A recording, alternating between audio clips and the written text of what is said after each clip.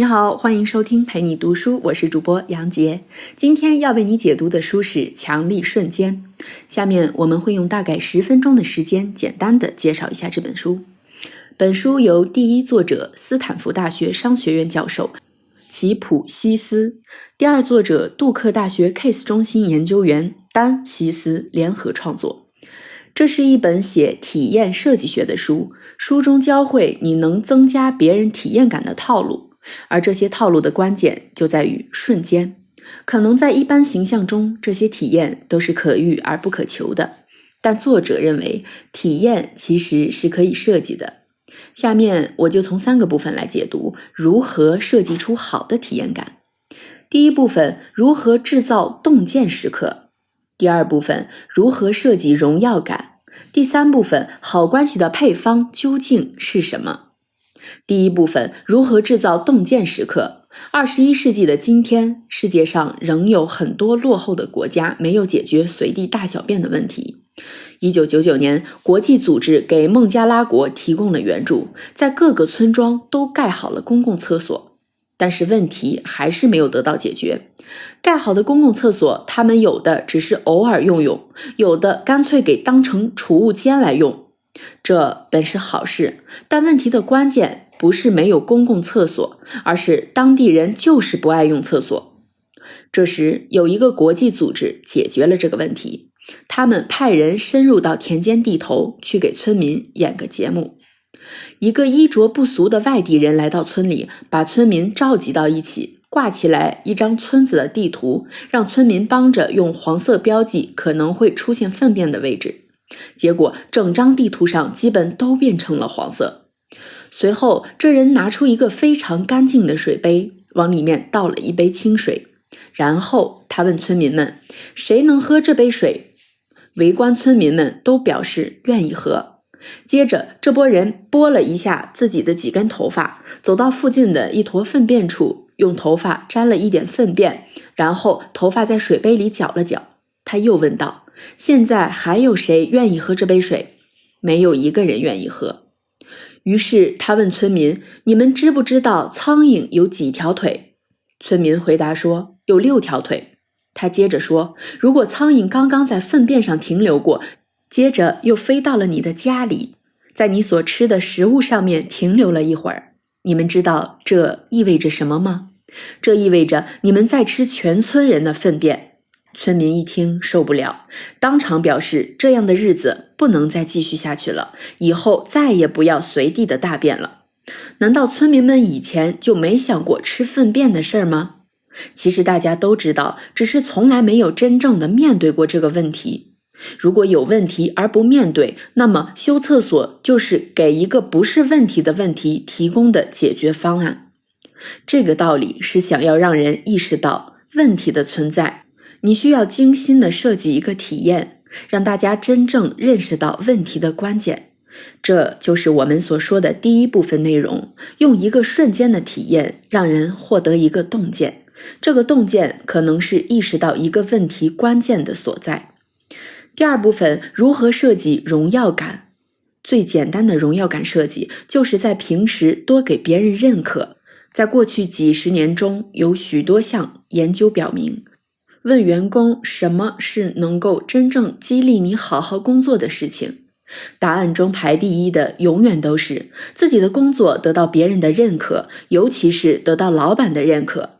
但是调查研究表明，有 80% 的老板声称自己经常表扬下属，但是却只有 20% 的下属表示他们经常能得到老板的认可。这个局面是老板给员工的认可远远不够。希斯兄弟就此提出了几个建议。第一，认可必须是经常性的，不是半年一次，也不是1个月一次，最好是每周甚至每天都有。要随时随地的发现员工做得好的事情，立即表扬。第二，表扬要真诚，最好是个人对个人。第三，要具体，比如在公司例会中，把一个具体的员工干的一件具体的事儿拿出来当典型公开表扬。如果你能够做到以上的3点，员工就会很有荣誉感，而有荣誉感的员工做事就会非常的不同。我们可以给自己也设计一些荣耀感时刻，就是把生活中的大目标给细分成一系列的小目标，然后就好像是打游戏通关一样，完成了一个小目标就给自己一个奖励，这件事情给你带来了成就感，这就是里程碑思维。每完成一个里程碑，你都会感觉到一个实实在在的进步。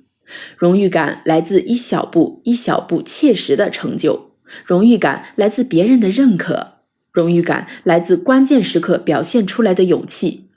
这本书告诉我们的是，你不用坐等荣誉感降临，你可以设计荣誉感。第三部分，好关系的配方究竟是什么？搞关系现在几乎是个贬义词，似乎都不是什么能上得了台面的事儿。像《原则》这本书的作者就认为，人与人的良好合作应该是建立在理性的基础上。但是问题是，一般人没有那么的理性，在这样的基础上又应该怎么办呢？这本书给出的方法就是强调目标感，因为目标感会引起理性的行动。如果一个人既有很强的目标感，又有很强的热情，那么这个人获得的评价就会很高，是非常厉害的人。所以决定一个人工作表现的最关键的因素是目标感，而不是热情。目标感非常的重要，不但个人是如此，团体更是如此。有强烈的目标是好团队的重要特征。如果你是一个公司的领导，你要对员工输出的不仅是价值观，还有目标感，向他们传达我们要一起做一件大事的讯息。除了目标感之外，对于团队来说，还有2个重要的因素也很重要。一个因素是共同奋斗过。如果一个团队曾经一起经历过困难的时刻，一起奋斗过，一起挣扎过，一起体会过痛苦过，这个团队的凝聚力就会特别强。第2个因素是团队要经常有协调的互动，人在社交活动中总是愿意跟别人协调同步。维系个人对个人的好关系又有什么方法呢？希斯兄弟总结维系个人关系的秘诀，用一个公式表示：亲密良好的关系等于开放加响应。所谓开放，就是互相不设防。我告诉你一个我自己比较隐私的事情，向你暴露一个弱点，然后你也向我暴露一个你的弱点。这种不设防的感觉能迅速拉近2个人的亲密程度。那2个人怎么长期维持亲密的关系呢？关键词就是响应。好关系的关键是我们互相对对方的响应的感知。而所谓响应由3点组成。第一是了解，你了解我，而且你还了解我自己是怎么看待我自己的，什么东西对我来说是很重要的。第2是接受，你想要什么，我是什么样的人，你得对此表示尊重。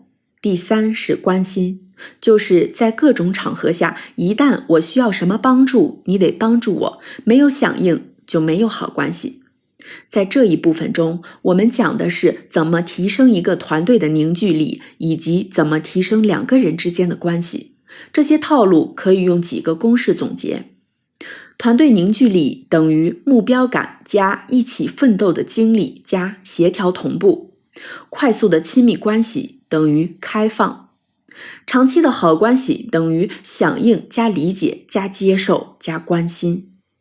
以上就是本书的全部内容。听完之后，你应该发现，知道这些套路并不难，但是难的是真正的去使用这些套路。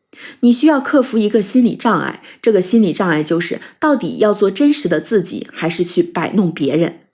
我对这个问题想了很久，现在我的答案是这个。你可以保持真诚，又使用套路。有时候你发自内心的想对一个人好，想让一群人幸福，但是因为你没有经验，不了解别人，你不知道该怎么做。这种感觉就好像是一处美景，心里没有好词形容一样。而体验设计学就是能够让你把心中的美好抒发出来的诗歌。学会了体验设计学，你就可以把良好的愿望变成现实。以上就是强力瞬间的主要内容，感谢关注陪你读书，欢迎点赞分享，同时可以打开旁边的小铃铛，陪你读书的更新会第一时间提醒你。我是主播杨杰，我们下期再会。